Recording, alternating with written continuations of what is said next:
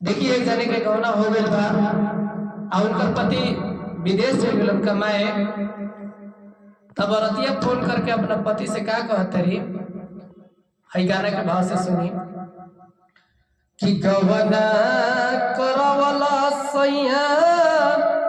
आ गइला बहरवा हो, गवना करवला सैया आ गइला बहरवा हो, जिंदगी लागेला सुनसान हो, ए राजा छोटी लेके आई बिहान हो, जब जब नींद खुले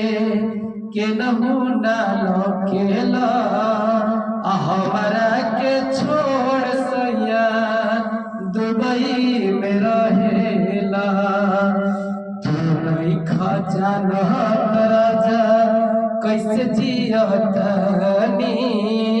खाना तो खाना राजा पानी न पियतनी, जल्दी से छुट्टी ले लो अब राजा घरवा हो, जल्दी से छुट्टी ले लो